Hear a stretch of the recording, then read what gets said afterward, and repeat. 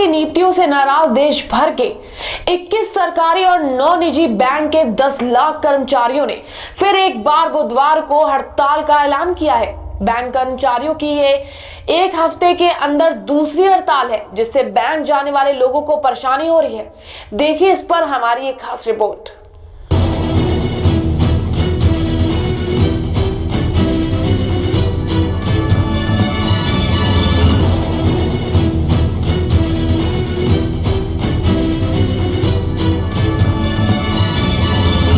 सरकार के खिलाफ बैंक कर्मचारियों की नाराजगी कम होने का नाम नहीं ले रही है, जिसको लेकर बुधवार को देश भर के 21 सरकारी और 9 पुराने निजी बैंकों के 10 लाख कर्मचारियों ने हड़ताल का ऐलान किया है।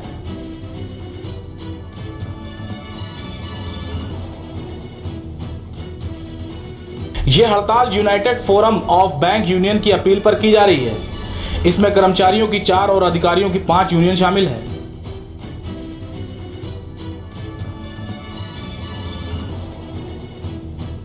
आपको बता दें, बैंक कर्मचारियों ने सरकारी बैंकों के मर्जर के विरोध में और वेतन बढ़ोतरी की मांग को लेकर हड़ताल का फैसला किया है।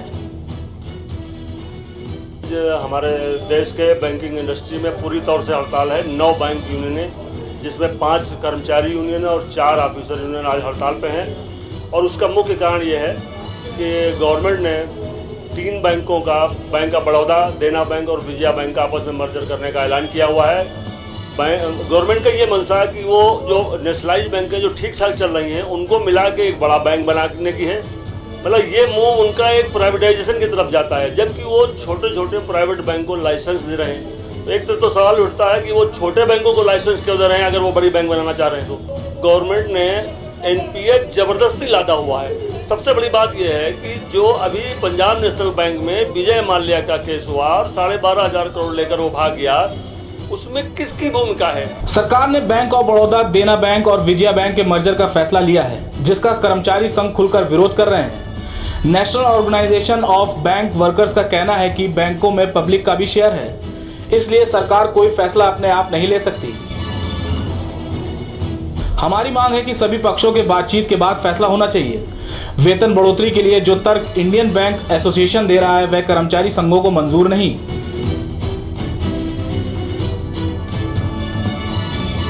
इंडस्ट्री में जब भी हड़ताल करते हैं हम तनख्वाह कटवाते हैं। हम अपनी तनख्वाह कटा करके अपने बच्चों का पेट काट करके हड़ताल को कर रहे हैं। हम बहुत व्यथित हैं और हमारे जो नए साथी हैं उनके लिए हम चाहते हैं कि जो न्यू पेंशन स्कीम है इसको तत्काल समाप्त किया जाए। न्यू पेंशन स्कीम में न उनको पेंशन पर ऋण मिल सकता है, न उनको पता है कि उनकी पेंशन कितनी मिलेगी।